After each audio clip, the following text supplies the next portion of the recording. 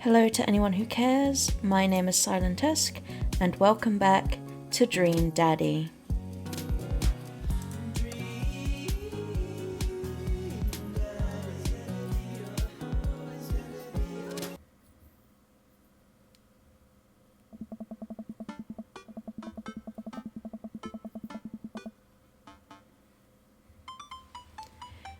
Now, last time we met all of the daddies all together.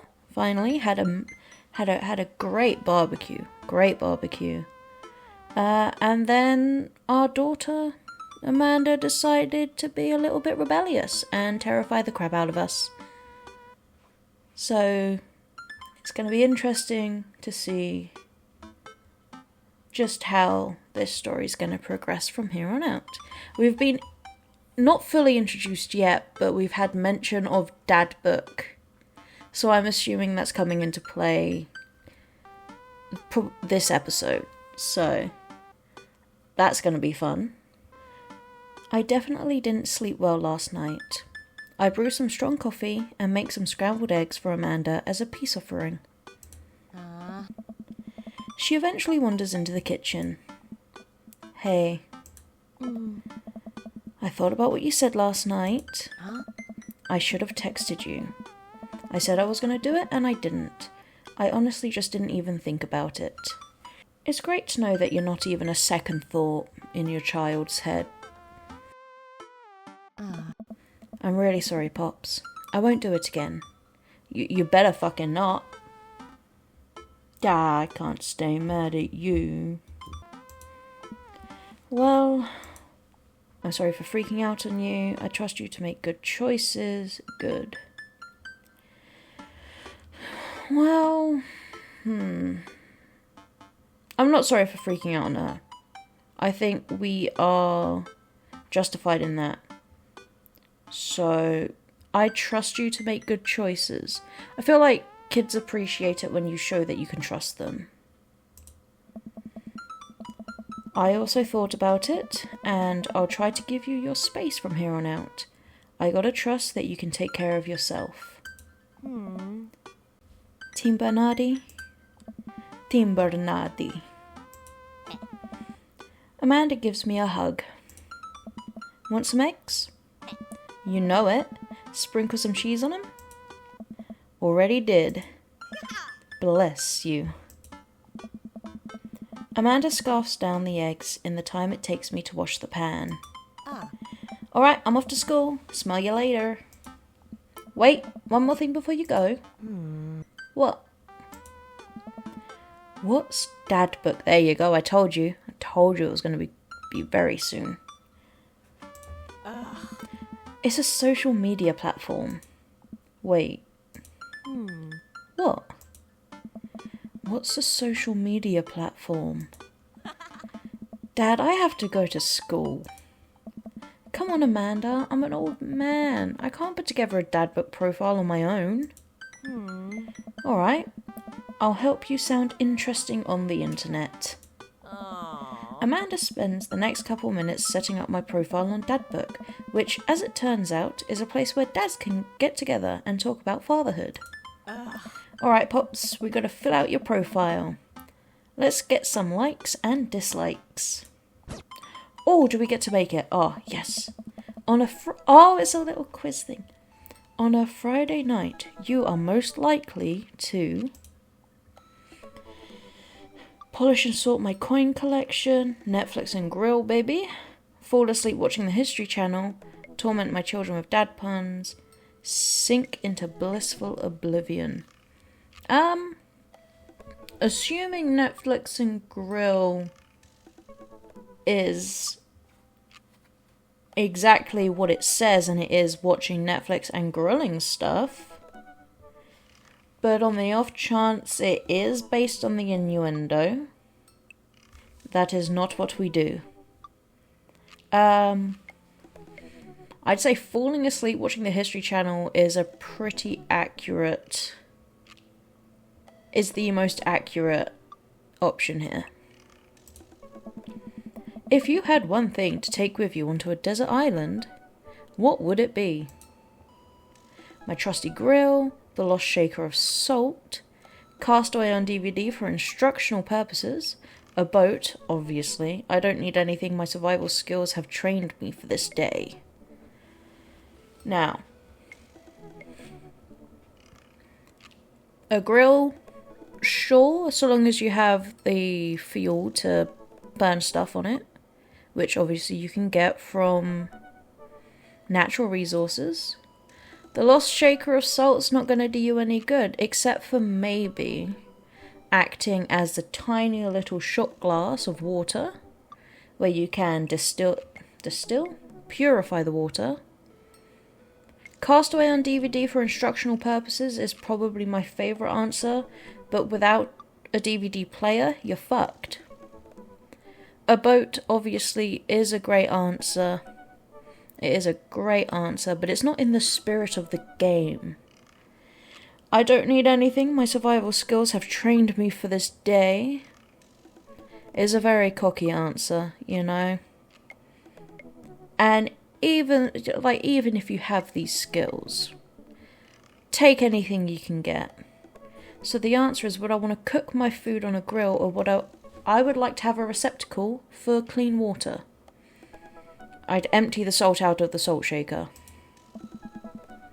What are your turn-ons? Oh, well. Why is this... If this is just a place for dads to hang out... If this is just a place for dads to hang out, why do they need to know what my turn-ons are? Just turn-ons in general, or, like... sexy-wise? Strong dad arms, tennis shoes with long white socks, a well-manicured lawn, street smarts, top-tier grillmanship, comfortable with crying. Oh, now, a well-manicured lawn, not for the lawn itself, but for the smell of freshly cut grass. That's always very, very nice. I mean, strong dad arms are a given. But comfortable with crying, to be able to be vulnerable is a very desirable feature. So that one. What did you want to be when you grew up? Technical writer for manuals and instructions. Salty boat captain. Pro skater who is also an astronaut, a good father, the president of space. Now, I mean, when I was younger, and still to this day, I would love to be able to provide some good written work that can be published. Now, maybe not technical writing for manuals and instructions, but you know, I've always enjoyed writing. So that one. What's your favourite movie genre?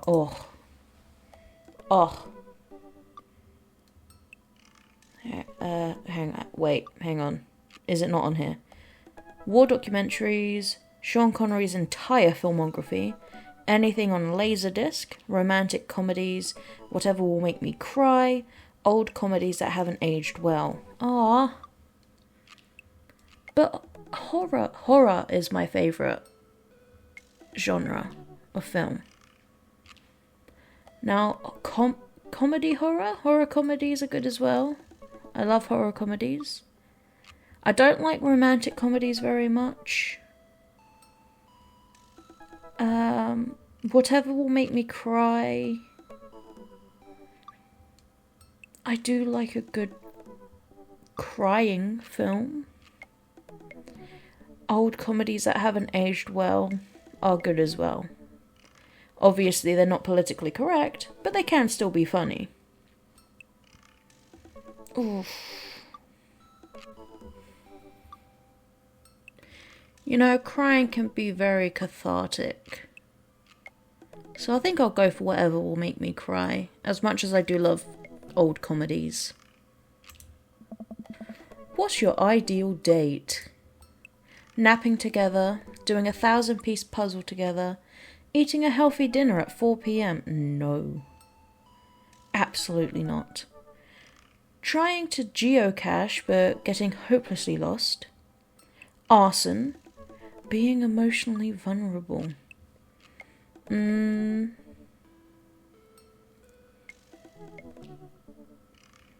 Arson is a good one.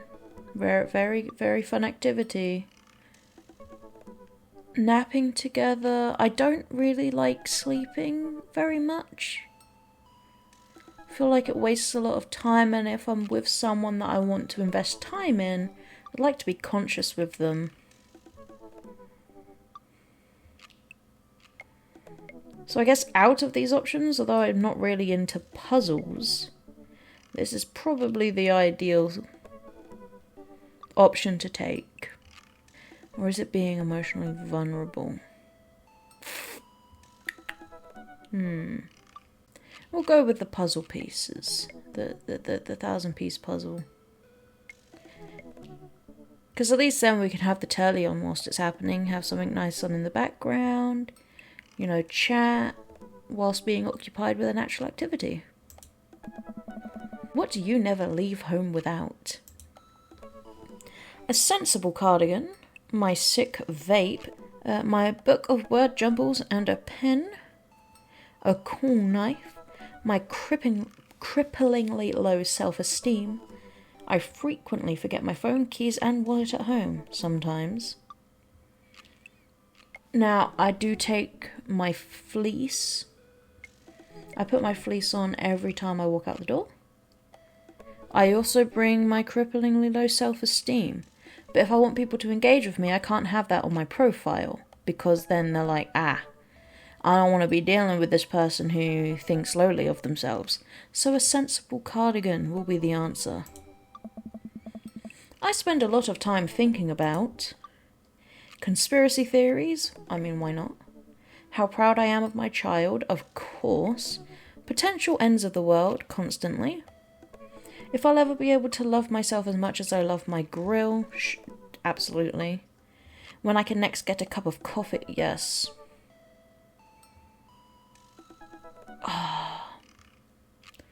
All of these are so good. Sorry, Amanda, you're not winning this one. Because there are just too many good answers here, and I need to... I don't know which one. I mean, I don't think too deeply on conspiracy theories. I think they're nice to think about sometimes, just as something to do. Potential ends of the world is something I think about a fair amount, probably more than the average person. And I constantly have cuppers. Cups of tea, cups of coffee. And oftentimes at work I am looking at the clock like, oh, when is the next cup of coffee going to be made? So I'll go with this one. Profile complete. See, that wasn't so bad. Yeah, that was actually kind of fun. I could totally spend all day on here just looking at people's profiles. Yes. You should message one of them. Or more than one of them. All of these dads seem pretty interesting. Okay. I promise I'll make some friends. Amanda gives me a hug. Go get 'em, Dad. Thank you, Amanda. Amanda Panda. You've got dads. I've got dads. Ah, she's got a monocle and a mustache. Dad Manda. Hi, Lorenzo. It's me, your dear old friend from way back in the day, Dad Manda. I'm delighted to see you've signed up for Dadbook. They've recently added this exciting new messenger service, so you may find yourself receiving messages from other dads, like myself. Take care not to miss them. Amanda, is that you? What are you doing on Dadbook? Why, Lorenzo, I never. We've known each other since business school. How could you possibly confuse me for your amazing and talented and easy-to-buy things for daughter? Though I am, of course, flattered. You should buy Amanda more things. Amanda, you know I didn't go to business school. I barely even managed to get my degree.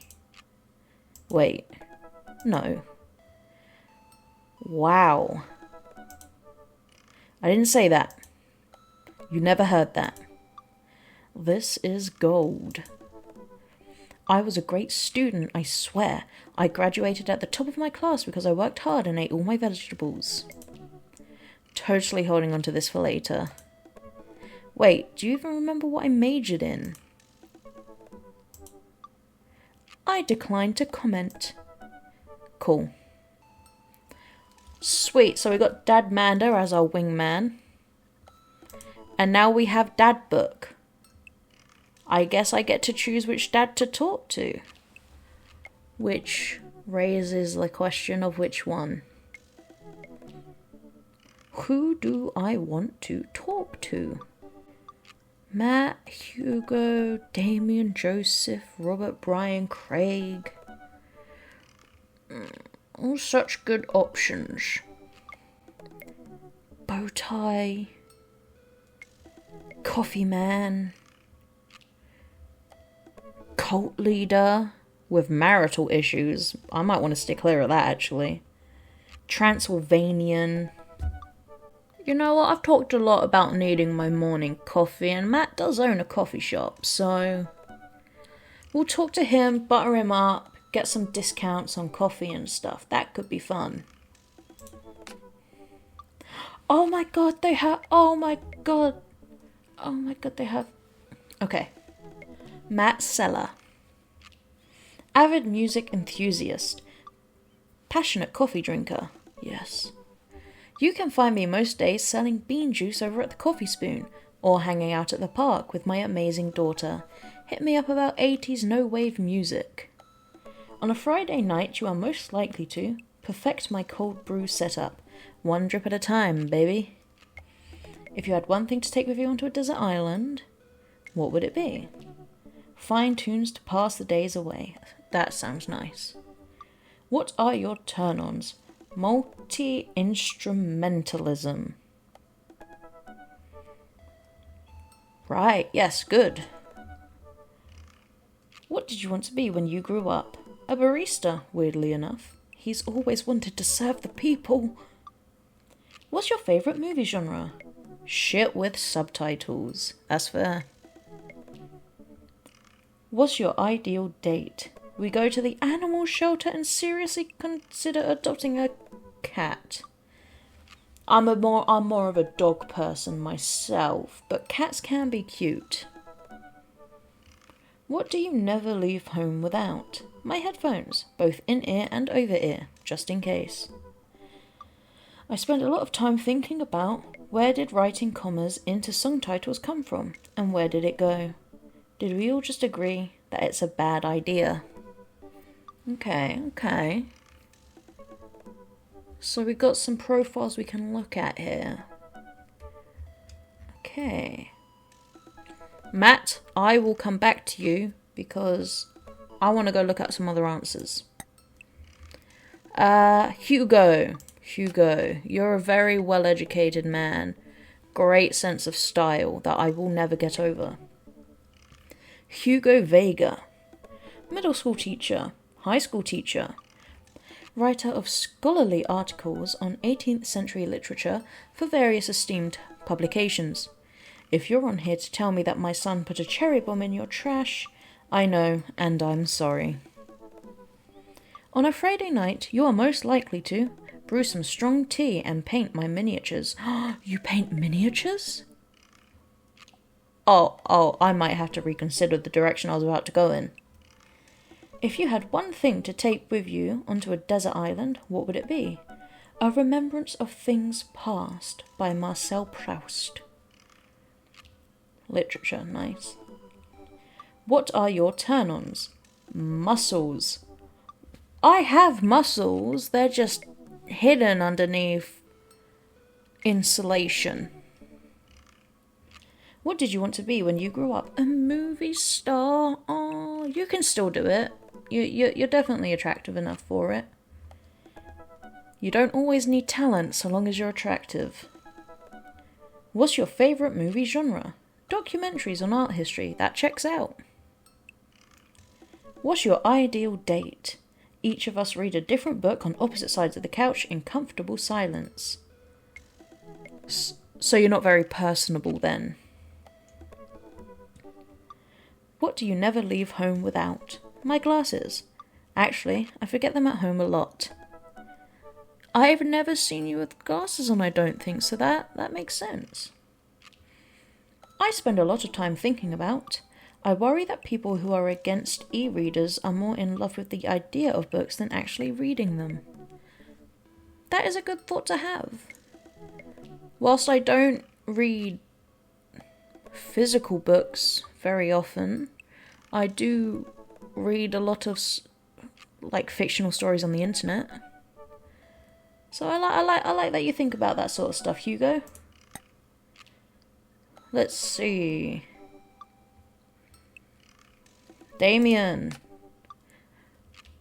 God, look at Bloodmarch. His name is Damien Bloodmarch. He's amazing. Look at this stylish man. God, he's gorgeous. How do you do? I have finally decided to join this information superhighway. I'm not entirely sure how this works, but I will try my best to understand. I love long strolls through the graveyards and spending time with my son. If you would ever like to chat about the latest in Victorian fashion, the inevitability of our own demise, or black cats, please send me a letter. All of these dads are very interesting, and I want them all. I will take them all. On a Friday night, you are most likely to listen to true crime podcasts while I taxidermy my newest specimens. True crime, yes. Taxidermy, as long as it... I do like taxidermy stuff so long as it...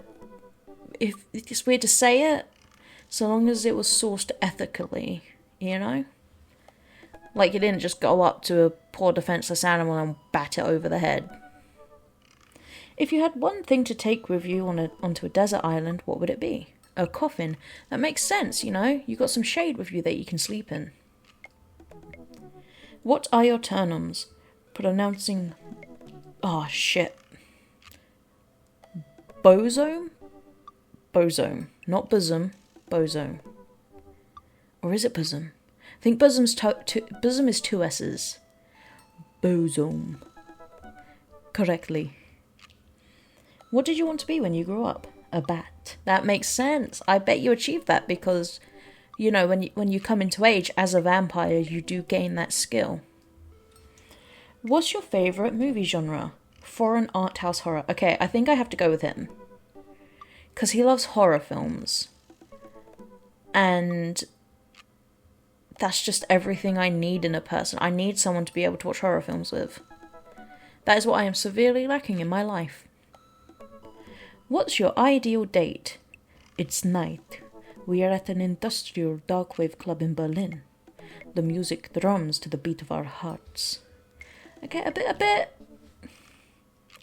bit social for my liking, but I'm sure it would be enjoyable with the person you're into.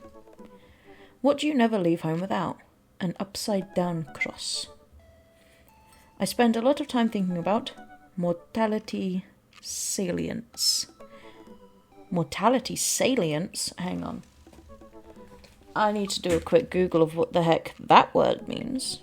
I'm not dumb, I promise. Mortality salience is the awareness that death is inevitable. Ah. It can cause anxiety and other emotional reactions. Okay. I know I said it the previous 2 times, but this is the guy I'm going to have to go with. I'll look at the other profiles just so we can get a broad scope of the profiles. But so far, Damien has been top dog.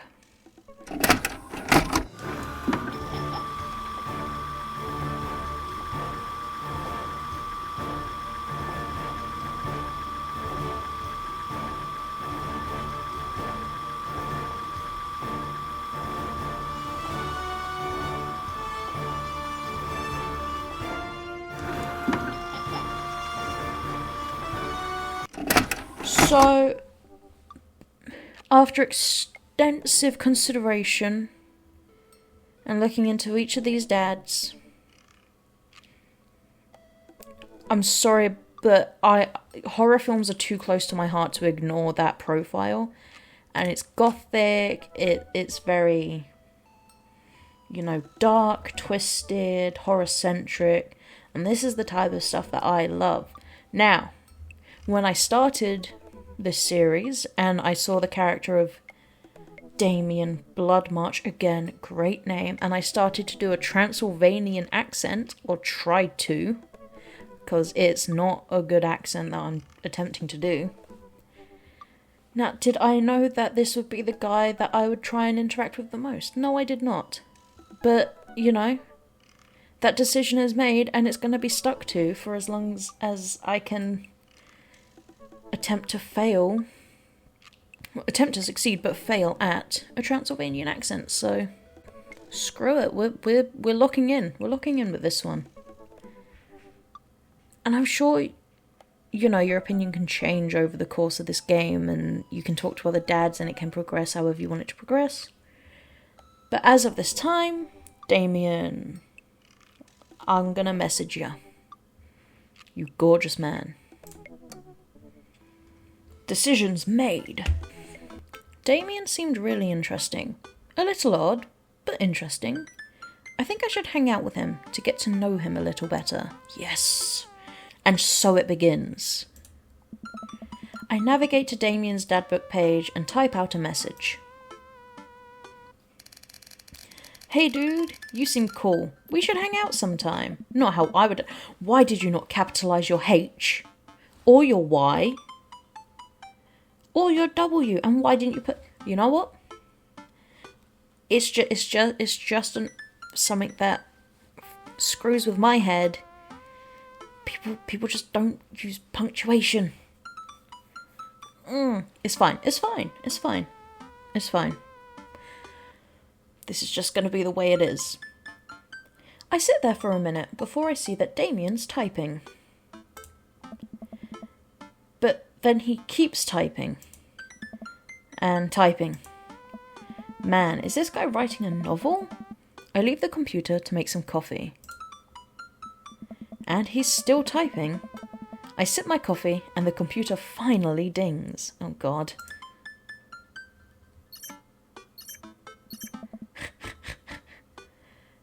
Oh, wait, hang on. Lorenzo, I must confess my excitement to be receiving your kind letter, for, as you see, I do find myself available to enjoy your company. I must ask for your forgiveness, however, as I believe our first meeting did not paint me in as gentlemanly manner as I would have liked. Oh, whoa, there's more. I love him. I would be highly flattered to enjoy your companionship at my residence for an afternoon tea and a stroll around my garden, should it please you. Till then, adieu. Yours humbled, D. Bloodmarch. Oh my god, he's a poet. I love this whole... Okay. I stare at the screen and reread the letter several more times. As you should, it's perfect. Hey, Amanda! Amanda pops out of her room. Her eyes are a little puffy, almost as if she'd been crying. Amanda, no! I'll drop everything to find out what's wrong with you. What's going on? Tell me. What I was going to say isn't important. Hey, are you alright? Fine. Oh, yeah, totally. I'm cool. I just found out that the succulent I've been watering and singing to for the last 3 months was actually made out of plastic. Even the dirt was fake. Oh, honey. Is that what you're really crying about? Oh no. If it is, If it's not, stop hiding things from me, but if it is, then I'm genuinely sad that makes you feel that way. Are you sure that's all you're upset about? You have to tell me what's actually wrong. I'm so sorry about your plant. Okay. Okay. I'm not gonna, like, prod in an accusatory, in such a confrontational way. Because she could genuinely be upset about this. Like, I see that as being a real thing. But I do want to just gauge if there is anything else that could be upsetting her. Okay. She's gonna get mad at me, but it's a question I have to ask. And if she denies it, then I'll leave it at that and comfort her about the plant. If there's, you know, anything going on, I just want you to know that I'm here for you, and I'll always be here for you. Whether you need a shoulder to cry on or a strong dad to go kick someone's butt, I'm only a phone call away. Thanks, Dad. I appreciate that. But I'm fine, really. I'm unconvinced, but I'll stop badgering her about it. I'm sure she'll tell me when she's ready. Yeah, we have to trust that they're gonna say things on their own, right? Because if she's not comfortable talking about whatever it is that might be going on, and we're trying to force her and press her into telling us, that's just not going to be good for her mental state. Can you help me with something? Dad, for the last time, I'm not popping your back pimples. Disgusting. Disgusting. If I have ever asked you to do that before, I apologise. It will never happen again. No. Can you interpret this for me? I thought it was very easy to interpret, Lorenzo. Stop being so, you know. It's perfectly easy to interpret that message. It was a very sweet message. I turn the computer to Amanda and she squints at Damien's message. It's a lovely message. I just don't understand net speak. Like, is this how you kids communicate with each other now? Yeah. Oh, totally. This is the hot new thing. See, Dad, kids got over saying LOL and LMAO, or whatever, and decided that what they needed to do was bring it back to the 1800s. I think it's lovely. So what do? You respond kindly. Where's your pen and quill? What? Did you forget to unpack the pen and quill? Dad, how will we address the nobleman in regards to your upcoming debutante ball? Okay, now I know you're messing with me. Father, without a proper chaperone, you'll never end up with a suitor worthy of our land. Or our dowry. Or... So, you read Pride and Prejudice for school one time, and now you're reciting things you know about it back to me, aren't you? Like, the first 5 pages. Then I read a review of the movie. Still got a B, though. Great, so what do I say to Damien? I got this. Amanda, please, let me. Amanda reaches over me and types on the keyboard. Sure thing, dude. Regards, Lorenzo. Amanda hits send and smiles at me. Well, I suppose that's that. Oh my god, look at his house. Oh my god, look at the gargoyles. Oh my god, look at the vines on the walls. This is a great building. The colour scheme. Oh, they did say it was painted all black. Beautiful, beautiful. I make the short walk over to Damien's house. Well, I guess you can't really call it a house. It's more of a manor? Estate? The Gothic architecture looms above the other homes in the cul-de-sac. Yes, he's so unique.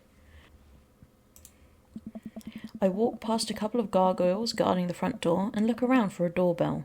There doesn't seem to be one. Knock on the knocker. I pull the large, ornately carved bat's head door knocker back, and a hollow sound echoes throughout the house as I strike it against the door. Oh. I wait several moments before the door slowly creaks open. It's a little creepy, but I enter the home and take a few steps into the foyer, noting the oil portraits of who I assume are dead relatives hanging on the wall.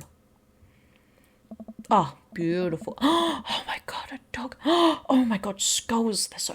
Oh my god, this fireplace. Oh my god. This is beautiful. Beautiful, beautiful, beautiful, beautiful. As I'm admiring them, the front door slams shut behind me. This is so nice. Oh, the sofa looks so comfy. Oh. Hello? I would be gladly sacrificed here. Oh. Got some music there in the back. Nice. Silence. An oil lamp in the corner flickers dimly, casting ominous shadows against the wall. Why do I feel like all the people in these paintings are staring straight at me? Why is it so cold in here? Where's Damien? How is it cold? There's a roaring fireplace. Lorenzo, pleasure to have you in my home. I look up and see Damien standing at the top of a majestic staircase with a walking candle holder. Just standing at the... Oh. This man knows how to be presentable. This is a great way to greet people to your home. What's with the door slamming shut? Oh, sorry. There was a draft. Sure, Damien. I'm sure you didn't use your vampiric telekinetic powers or anything. And the door creaking open when I knocked? I accidentally left the door unlocked. I'm sure you did. And the creepy oil paintings. That's a bit harsh if you think they're, his dead relatives. I like oil paintings. Right. Right. Well, Lorenzo, don't make it awkward. Look at the sandwiches he's got. This is so cool. Please, let me show you around. Okay. We're doing it, Lorenzo. We're socializing.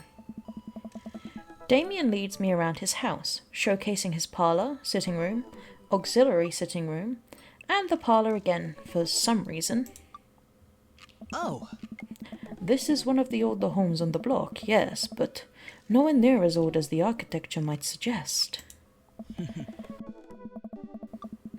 Through extensive renovations, I have been able to craft a residence that is both historically accurate to the Victorian period and equipped with the amenities of any modern dwelling.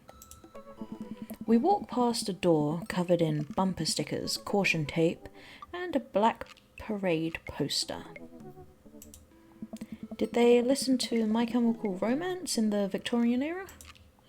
That's my son's room. You know how rebellious teenage years are. Onward, onward. There's more to see. Hey, I like that, he's not forcing his son to stick to the architecture of the house. He's allowing him, begrudgingly as it may be, to have his own, expressive side and explore that. That is good parenting. We reach a door at the end of the hall that Damien opens with a flourish. Oh my god, he's got a library? Oh my god, he's got a library. Oh, okay. And this is the library. Yeah, I kind of guessed that, Damien. Gorgeous. And it's got... Oh man, it's got an upper level? Holy shit, dude. A chaise lounge. Beautiful windows. Sorry. Sunlight streams in from the floor to ceiling arched windows. The walls are lined with packed bookshelves, and even more books are scattered over the period-appropriate furniture. Damien is clearly really proud of this room, as he should be. Look out the window, look at the butterflies, pick up a book. That's enough. Oh, no. We're going to look at the butterflies, because that's a lot of them. Oh. I walk up to the glass display of pinned bugs on the wall. It's pretty impressive. There are many. Nice bugs. I pinned them all myself. Maybe I could show you how sometime. That would be great. Again, as long as they are ethically sourced. I'm concerned I would stick the pin right through my finger. And that is what you have thimbles for. Although that's more for sewing than pinning, but you know. Ah, the pinner's gambit. Yes. Is that a thing? No. Look out the window. I walk to the window and am greeted by a beautiful view of Damien's backyard. It showcases a beautiful view of the rest of the cul-de-sac. Hey, I can see Craig on his lawn. He's doing push-ups with his daughters on his back. Damn. He sees me and waves happily, doing push-ups with one hand now. Good for him. Damn! Did you know that Victorians spent at least 20 hours a week gazing longingly out of full-length windows? It does not surprise me. I don't think they had much to do. Wait, really? No. But Victorians did appreciate telling a good joke. Ah. Good man, good man. Pick up a book. Which one? There are so many. I bet they're all gothic. Oh. So cute. You know, Lorenzo, in the Victorian era there was some controversy surrounding reading. Many people thought the more tawdry novels would encourage youths into a life of crime and would cause too much of a distraction from work and school. I pull out a book at random and examine the worn cover. Opening it, I turn to a random page and read aloud. Ah! Such inspired literature! Naruto struggled against the chains that Sasuke... Sasuke? I've never actually watched or read that specific show. Or manga. Or anime. Or whatever one it is. Had bound him with. Shirtless and out of breath, he looked up at Sasuke. Sasuke. Fuck. Yeah, I'm sure that's fine. Sasuke smirked, unbuttoning his ninja pants. Is it... Am I reading a fan fiction? Oh my. Okay, I think that's enough. So inspired, Damien, honestly. Damien snaps the book shut and puts it back onto the shelf. Interesting. That's a rare book from my private collection. That's fair, you know? I'm not going to shame any... You do you. You read what you want to read, man. I'm cool with that. Oh. Please, will you join me for tea? Of course, I love tea. I followed Damien to his sitting room, where finger foods have already been set out upon a beautiful tiered silver tray. I take a seat on one of the high-backed chairs as Damien pours and serves me some tea. Thank you, sir. I can't believe we're having a high tea. I never thought I'd get to do this. Damien smiles to himself.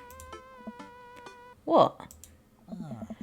It's a common misconception that high tea refers to the wealth or class of the people enjoying it, when in fact the high refers to both the later time of day that the working class had to enjoy tea and the height of the tables on which they're served. Oh. My dear friend, we are currently enjoying afternoon tea. That's informative. It is informative, and I thank you for it, sir. Damien takes a seat next to me and serves me a tiny sandwich. They're so, I love they're so cute. Your home is really impressive. Are there a lot of goths in Maple Bay? I like your cape. Oh. I want to tell him that I like his cape. But he did just give us a tour of the house, and it feels like we should probably comment on how nice the home is. I do like his cape, though. I'll compliment the house. Okay, sir. It seems like you've really put a lot of work into this place. Thank you. No one's ever complimented my home before. Yeah, you know, I got that from the barbecue the other day. Joseph was not impressed. Hell, I can barely get matching salt and pepper shakers in my place, and look at what you've done. I'm kind of jealous. That's very generous of you to say. What got you so interested in goth stuff? Well, when I was a young boy, my father... Did he take you into the city? Sorry? Did you guys see a marching band? I'm afraid I don't understand. You're serious? Of course. But it's, you know, the song. Amanda made me listen to it. Seriously? Hey, Lorenzo! Come on. If Amanda made you listen to it, what makes you think he's gonna know what it is? I'd love to see a marching band. Nevertheless, I've always had a love for art, history, and fashion. What started off as a small hobby of collecting taxidermied animals grew into sort of an obsession. Itch my leg. No!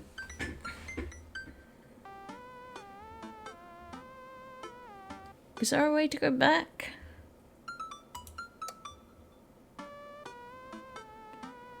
Nope.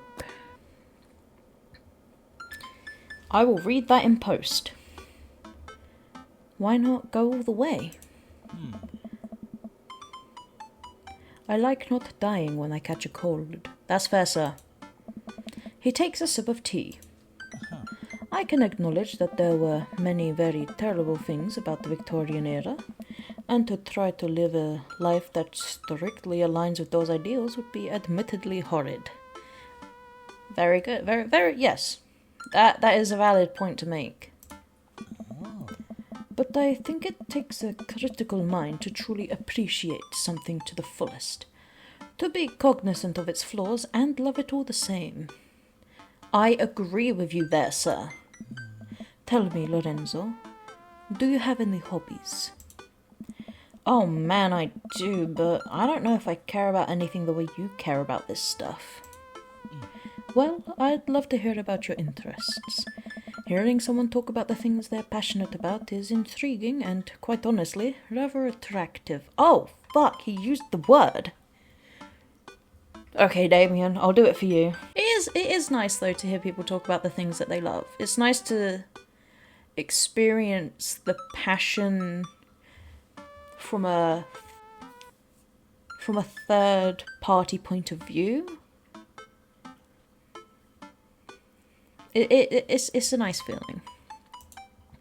Please, do tell me about your hobbies. Quick, sound sophisticated. We don't need to pretend to be sophisticated. We're doing so well already. He is conversing with us and he is not shoving us out of his house right now.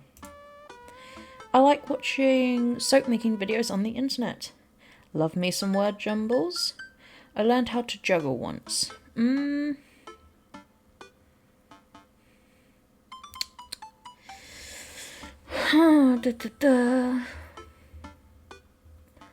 I have never watched any soap making videos on the internet. We did learn how to juggle when I was in school once, but that is a talent I have long forgot. Word jumbles can be fun. I've done a few of those. Anything to do with words, I guess. Writing words, activating the mind, you know? The written word fascinates me. We spend so much time using words, you know, and I think people would appreciate them more if they had to unjumble them. It's poetic, really. Oh, so you're a writer. I want to be, Damien. I really do. One day, it will happen. In a sense. We finish our tea and finger sandwiches. Come, I have one more thing to show you. Okay. That's it. This has sealed it. I need to show this man all the love and affection I can because this is quite the sight.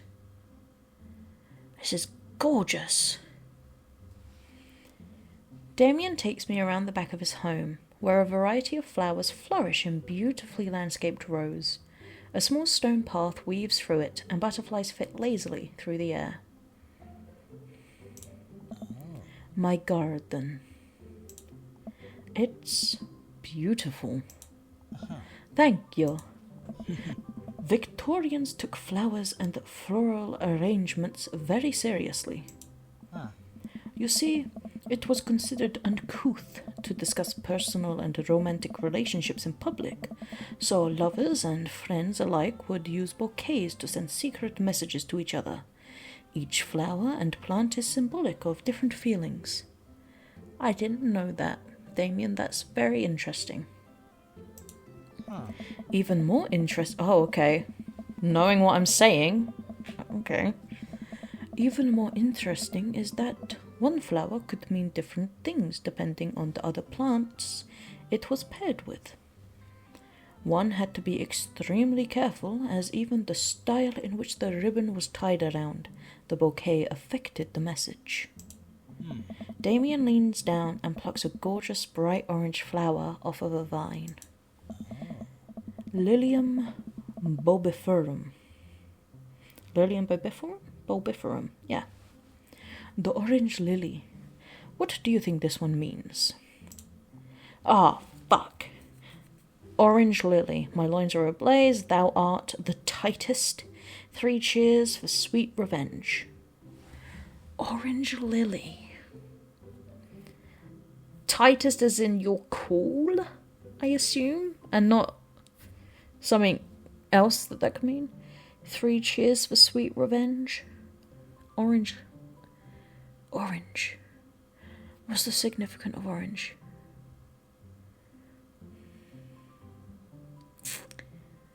I don't want to be crass and say my loins are ablaze, but it could very well be that one.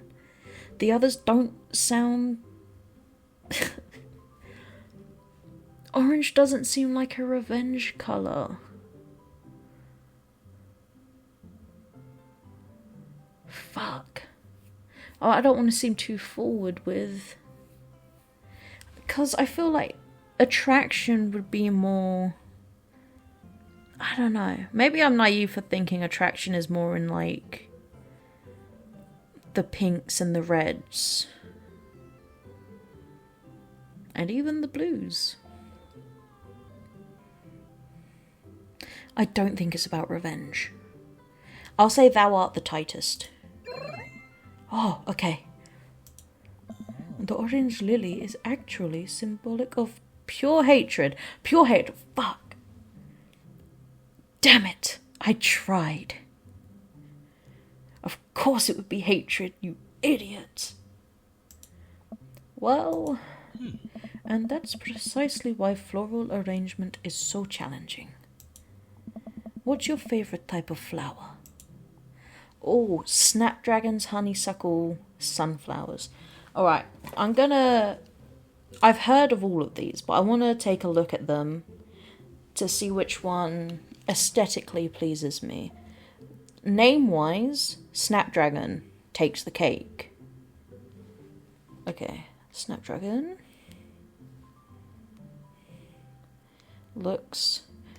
Oh, that's pretty. Okay. Oh, I like the red Snapdragon. Let's see, honeysuckle.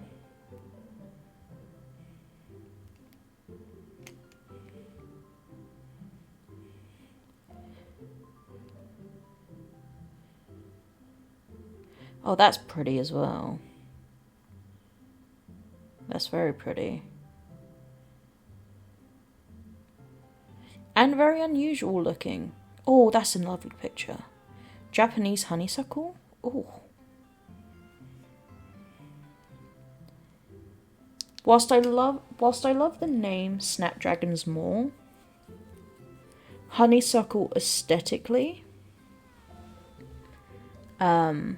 wins it for me. They smell really good. And then you can eat the tiniest little drop of nectar when you pull the stem out. I'll have to remember that when I put together a bouquet for you. Oh, he's gonna put together a bouquet for us. He would put together a bouquet for me? Nobody's ever given me a bouquet before. Oh, everyone deserves to get a bouquet at least once in their lives, unless they're extremely allergic to every type of flower. I follow Damien down the footpath and admire more of his beautiful flowers. Suddenly, a phone rings. Really kind of takes you out of the atmosphere, doesn't it? Oh, Lorenzo, will you excuse me? I must take this. Of course, I will admire the scenery. He pulls a cell phone out of his pocket. I'm a little surprised it's not a rotary phone. Go for it. Damien smiles and walks back to the house. I take a deep breath and enjoy the heavily perfumed air. What a lovely yard. This makes me wish I had put a little more effort into that garden Amanda and I tried to start one time. Our watermelons grew to the size of a cherry tomatoes and then immediately died. Oh hey, a gargoyle. Oh no, I knocked over the gargoyle. What are you doing? Why would you do that? Fix that guard. Oh. Okay. Oh shit. Okay. Oh god, I was not ready for the stress. Whoa. There we go. There we go. Oh, okay. Fuck. Don't stress me like that. I didn't know that was a thing. Why would you touch the gargoyle? That's not yours. Whew, that was a close one. Uh-oh, here comes Damien. He looks upset. Oh, fuck my ears. Lorenzo, my sincerest apologies to have kept you waiting. There's an urgent matter I must attend to, so I'm afraid I must take my leave. Oh, Damien, no problem, dude. Everything alright? Damien worries the hem of his coat with his fingers and looks away. Everything is perfectly fine, but it's Lucien. What's wrong? He appears to have, well, his teacher needs me to come to the school, post-haste. Do you need help? Oh no, you don't have to. Let me come with you. Us dads gotta stick together. You're right. This is one of Lucien's more elaborate stunts. I would greatly treasure having another parent by my side. Let's go, my guy. Don't look over to the gargoyles. I'm gonna help you with whatever it is Lucien seems to have gotten up to. Damien and I walk into the school and are immediately greeted by an anxious-looking Hugo. God, what did Lucien do? Hey, Damien. You're here in record time. I wouldn't miss it for the world, dear friend. Wow. Whatever it is, it doesn't seem like this is Hugo and Damien's first time to the my kids are in trouble rodeo. What is it this time? This, Damien, you have to see to believe. Damien and I fall into step behind Hugo, who leads us through the busy corridors of the school. We pass by several classes in session, and I vaguely wonder if Amanda's around. Hugo eventually ushers us into a small boiler room with a flight of rickety stairs leading down into the darkness. Did he orchestrate an altar and sacrifice a bird to the death gods.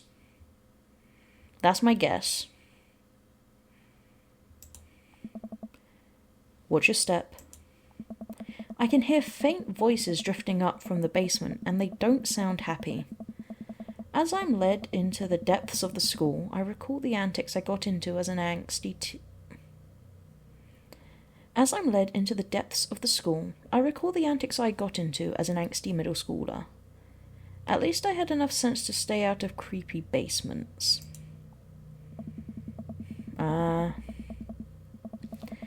We find another teacher in a boiler room, tucked away in the back of the basement. With him are Lucien and Ernest. Fuck you, Hemingway! Hugo's son.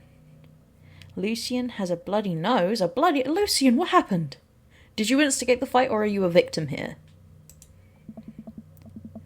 Thanks for coming. I can't make heads or tails of this. I look around the scene of the crime and see a bunch of bricks and some masonry tools scattered around. Huh. What happened here? Ernest punched me. Lucien tried to kill me. What? The room falls silent. Lucien, are you doing sacrifices? I was not trying to kill you, dumbass. I was just trying to build a brick wall around you and see what would happen.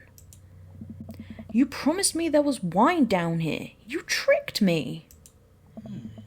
Whoa, whoa, whoa. Wait a second. Lucien, did you try to... Cask of Amontillado, Ernest?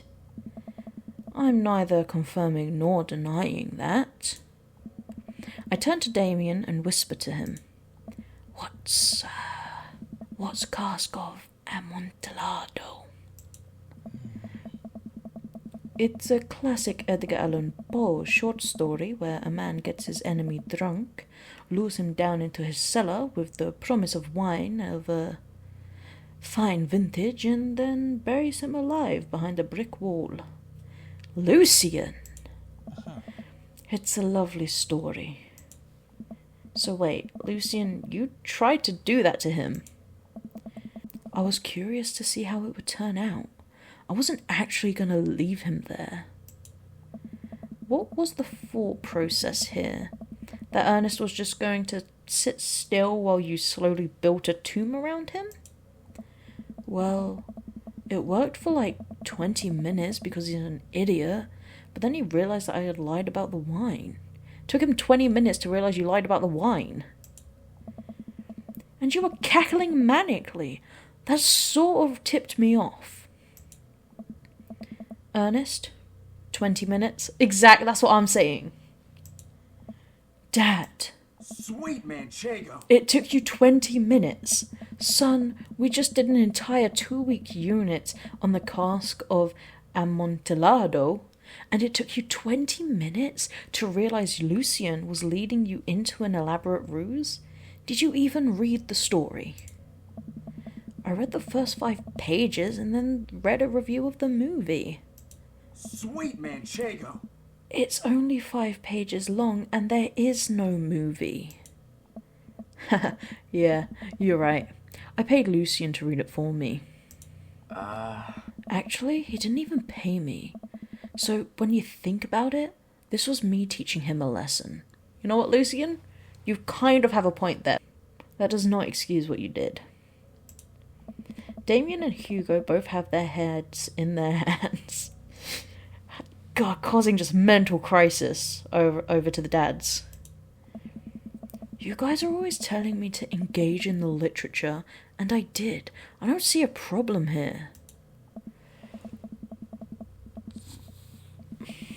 Alright, I'm filing this under what the hell. Don't do whatever that was again. You two are both suspended for a week. Ernest and Lucien high five. You know what? That's fair. That's fair. Getting suspended is really not a punishment when you look at what schools are like. The teacher starts to stomp up the stairs. Hugo, I'll cover your class. Take your son home. Mr. Blue... I was about to call him Mr. Bloom March. Mr. Blood March, you too. Thank you for your mediation. We all head up the stairs and out of the school in tense silence. Lucian, Damien and I pile into my car and begin the drive home. Lucian immediately puts his hood up and stares out the window angrily. I'm not going to therapy again. Oh no. I have them in my car. There's domestics happening in my car. I know, son. It's entirely up to you whether or not you want to go. But I care about you, and I can see that you're struggling. So if you do decide that you would like to speak to a professional about your feelings, we can do that too. Huh. Maybe you can spend this week looking for a summer job, I know how much you want your own car. I can't believe Damien's keeping his cool. I'm impressed. You know what? It sounds like Damien was kind of proud, to be honest. Like, he likes the story, and, you know. It takes a creative and an active mind to be able to lure someone into a basement and try to bury them alive. Fine. Thanks for not freaking out too hard. I love you, son. Lucian continues staring out of the window. Love you too. Oh, this is beautiful. This is beautiful. This is the best possible way these domestics could have gone in the car. We spend the rest of the drive in relative silence. The moment we pull into the driveway, Lucian hops out of the car, slams the door, and runs inside. I didn't expect to have that conversation in front of you. He and I have a lot we need to work out. It's alright. And all things considered, Lucian's bricklaying was pretty good. So there's your silver lining. Oh. There is that, yes. He's probably just going through a phase. I really admire how you handled that. Does this kind of... No. I do really admire how you handled that. You're a lot more diplomatic with him than I would have been. I just want what's best for him. And I don't think yelling at him would do either of us any favours. Exactly. It really does. You're a good dad. See you around soon? It would be my honour and my pleasure. Damien bows with a flourish. Classy. I come home to find Amanda curled up on the couch with a blanket watching TV. I plop down next to her. Amanda, are you okay? You good? Yo. What you watching? Tiny House Hunting Brothers Extreme Edition. Ugh, I hate this show. The couple on screen bickers back and forth while standing in an extremely small house made out of recycled bottles. The Tiny House Hunting Brothers watch them with bemused expressions, both of their heads touching the low ceiling. I told you I wanted a 2-bed, 2-bath, shabby chic cottage. This house doesn't even have a bathroom. But honey, the outhouse is only 20 yards away. It's not that bad. I am not pooping outside, Greg. Why don't they just get a regular-sized house? I don't know. How'd afternoon tea go? It got strange. We had to go to the school to pick up Lucian since he tried to... He lured Ernest down to the cellar with the promise of a fine vintage and then tried to brick him into the wall, right? How did you know that? Has everyone read this story except for me? Lucian live-streamed the entire thing. This entire day is beyond me. But otherwise it was a fun day. That Damien guy's a character, but he's really good company. And a surprisingly diplomatic dad. I dig his style. You know what? Me too.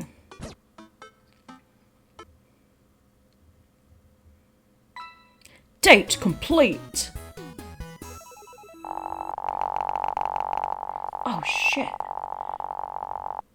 Automotive care. My dear Oh, friend, you've simply taken the egg on this one. Taken the egg is it's a, it's a Victorian phrase. It technically means winning, so, ultimately, you've won. thank you. If that's meant to be Damien's voice, I've really done the wrong voice for him, but hey. The voice I chose is the voice he's got, and that's fine. Okay.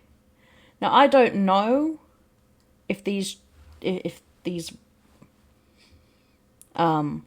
don't know if these stats change if you do things differently, but maybe this rank does. But automotive care, tough talk, darkness, Edwardian, basement, and Poe.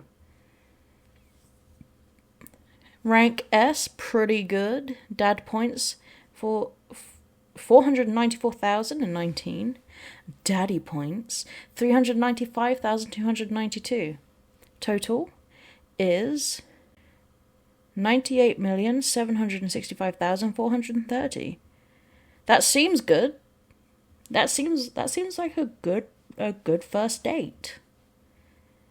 I actually love Damien so much. He's actually a really interesting character.